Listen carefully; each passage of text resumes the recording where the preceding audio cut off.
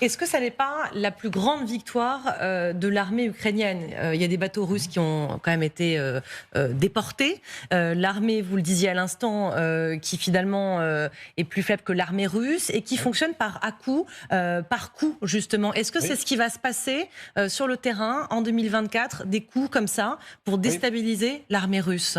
Écoutez, encore une fois, vous avez deux types d'opérations militaires, des opérations de terrain, des opérations de conquête ou de défense du terrain. Vous avancez, vous reculez, vous plantez des drapeaux, etc. Et puis vous avez des opérations de raid, de frappe, où vous donnez des coups dans les espaces généralement qu'on appelle vides ou fluides, l'air, la mer, le cyber, l'espace éventuellement, où vous portez des coups, mais vous ne pouvez pas rester. Alors c'est le front des opérations de conquête, on le voit bien, elles sont bloquées en réalité, elles sont très ralenties du côté russe et quasiment bloquées, les opérations offensives sont bloquées du côté ukrainien. En revanche, les Ukrainiens ont monté ce qu'on appelle organisé un terme soviétique, les complexes de renseignement frappe, c'est-à-dire un ensemble de capteurs et de systèmes de frappe, et ils sont en train de mener deux campagnes très efficaces contre la mer Noire et la Crimée, et contre les réseaux de production, de raffinerie, de production d'hydrocarbures. Et donc ça, il porte des coups. Mais pour revenir à la question précédente, c'est pas en donnant des coups que vous allez libérer le territoire. Hein. Ça fait mal, c'est très bien, ça fait mal aux Russes. Mais à un moment donné, il faut aller planter les drapeaux et il faut y aller. Et ça, pour l'instant, c'est pas possible. Oui, parce qu'effectivement, c'est ça la question. C'est est-ce que c'est assez spectaculaire ce qui s'est passé. On estime que c'est un tiers de la flotte russe en mer Noire qui est désormais au tapis. Non, c'est déjà une moitié de la flotte de la mer Noire russe. Des gros, ouais. Alors, ça dépend effectivement en tonnage ou en nombre. Exactement, en nombre de navires. En tout cas, compte tenu de la rusticité des moyens développés par les Ukrainiens, c'est quand même assez spectaculaire. La question qui se pose, c'est est-ce que c'est suffisant pour renverser le cours de la guerre? Alors, il y a deux éléments positifs pour les Ukrainiens qui sont que d'abord, ça permet à l'Ukraine de pouvoir exporter plus facilement ses productions agricoles, puisque une partie de la mer Noire se trouve libérée. Et or, on le sait, l'argent, ça compte pour la guerre. Et puis en plus, ces bateaux russes, ils peuvent aussi mener des opérations, envoyer des missiles. Mais pour autant, est-ce que ça change vraiment est-ce que ça remet en question le contrôle par la Russie de toutes ces 18% du territoire ukrainien qu'on nous montre sur toutes les cartes? Moi, j'ai pas la réponse. De l'audace, toujours de l'audace, disait Danton. En termes d'audace, tout à l'heure sur notre plateau, Yakovlev disait, OK, allons au stade suivant. Bombardons le pont de Kerch. Il faudrait assumer, parce qu'évidemment, c'est le joyau de Vladimir Poutine, là. L'action de force supplémentaire, c'est pas tel ou tel bateau. C'est toucher directement le pont de Kerch. Est-ce que vous partagez ce point de vue? Oui, bien sûr, mais vous savez, le pont de Kerch, pour l'instant, il est en train d'être réparé par les Russes. Aujourd'hui, le chef de l'autre service, SBU, c'est le service de sécurité ukrainien, donnait une grande interview à un journaliste ukrainien. Et la réponse était posée, est-ce que vous pensez de toucher encore cette pont? Il dit, chacun son temps.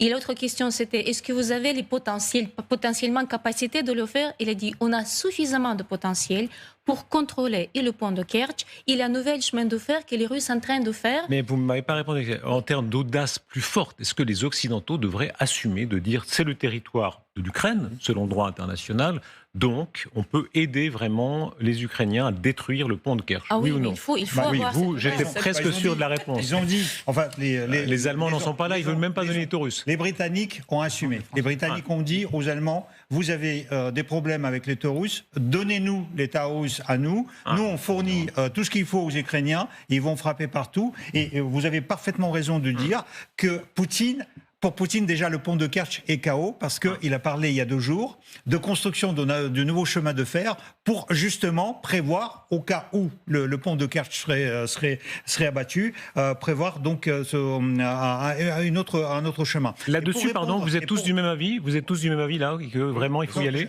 Je voudrais juste répondre à la question de Guillaume. En fait... ça peut changer le cours de la guerre parce que, en fait, la prochaine étape qui était déjà annoncée par l'état-major, par Medvedev et par Poutine, c'est l'Odessa. Et sans la flotte, l'Odessa, c'est pas possible. Alors, et donc, ça fait longtemps que les Russes n'ont plus les possibilités de mener des opérations amphibies. Donc Odessa est protégé. On rappelle que Odessa est un port. Ouais.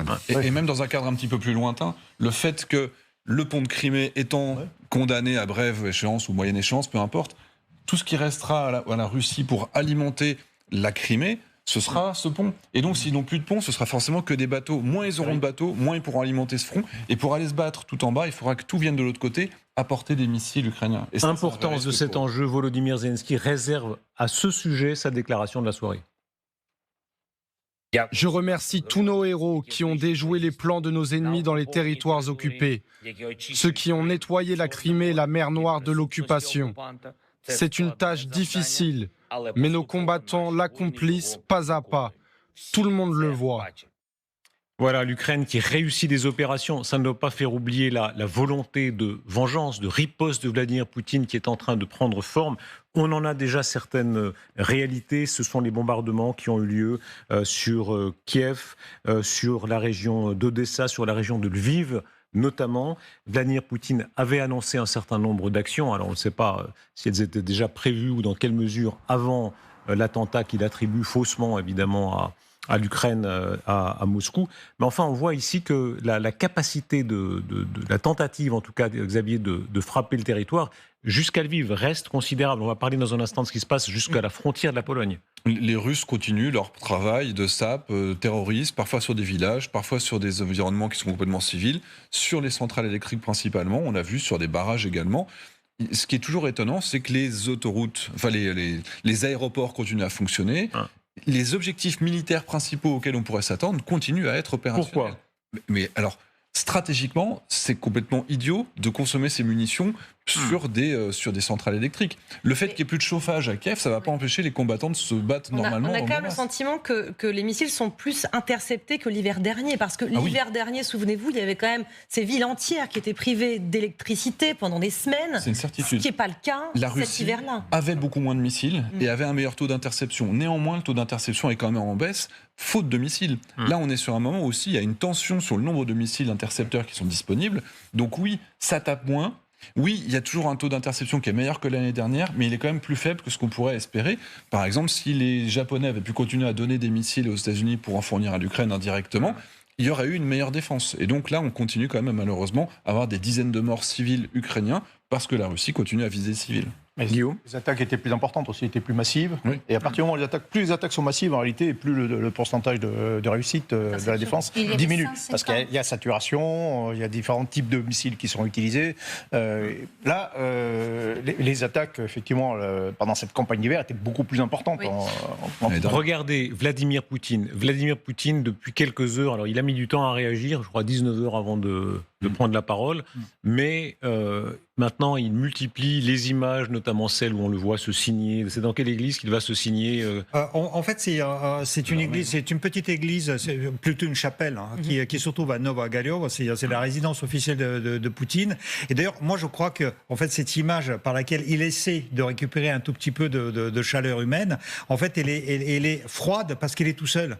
En fait, il n'est pas allé, par exemple, à Krasnogorsk, parce qu'à Krasnogorsk, il y a des églises dans lesquelles il y a des services. Le patriarche de Moscou, Cyril, aujourd'hui c'est dimanche, donc il a fait un grand service de dimanche et il a appelé d'autres prêtres. Et Poutine, il est tout seul dans sa résidence. Et même quand il a montré les images où il donne des conseils, enfin il reçoit et il dirige ses opérations. On va voir ces images aussi. Regardez ces images, on peut les voir aussi, parce qu'effectivement la télévision d'État montre à l'envi, c'est lui qui gère tout, n'est-ce pas? C'est l'homme orchestre. Regardez, c'est quoi son plan de communication, Sergueï, selon vous? Pourquoi est-ce qu'il s'affiche seul comme ça? En fait, il est obligé de s'afficher, mais en même temps, je crois qu'en fait, il ne perçoit plus comment il peut être perçu de l'extérieur, parce qu'il n'y a plus de conseillers qui osent lui dire que, par exemple, là, il faut au contraire convoquer les gens autour de lui, montrer qu'il est entouré, qu'il est enterré de Shoigu, mais il a peur, en fait, de ses conseillers aussi, parce qu'il est maniaque aussi. En tout cas, c'est lui visiblement qui veut montrer qu'il prend les choses en main, y compris dans la punition de l'Ukraine. L'Ukraine qui n'est pas en jeu, qui n'est pas du tout en jeu, puisque c'est pas elle qui a commis l'attentat par le groupe État islamique. Et la provocation, elle va jusqu'aux frontières de la Pologne. On va en parler surtout avec vous, Xavier Titelman, vous êtes le grand spécialiste de ces questions. Ce missile qui a survoler l'espace aérien de la Pologne, Alexia, donc de l'OTAN. Alors, est-ce une bourde? Est-ce intentionnel? En tout cas, ce missile russe, en effet, est entré cette nuit à 4h43, précisément sur le territoire polonais. On voit cette carte près de la ville d'Osserdov. Les frappes russes visaient les villes de l'ouest de l'Ukraine. On écoute les précisions du ministre polonais de la Défense.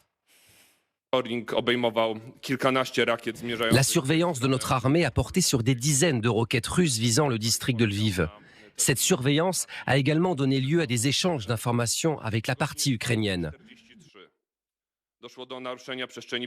À 4h43, l'un des missiles russes a violé notre espace aérien. L'objet a volé au-dessus du village d'Osserdov et a survolé notre territoire pendant 39 secondes. Il est entré dans notre pays à une distance d'environ 1000 à 2000 mètres. Les équipes polonaises et alliées utilisant des avions F-16 ont été activées.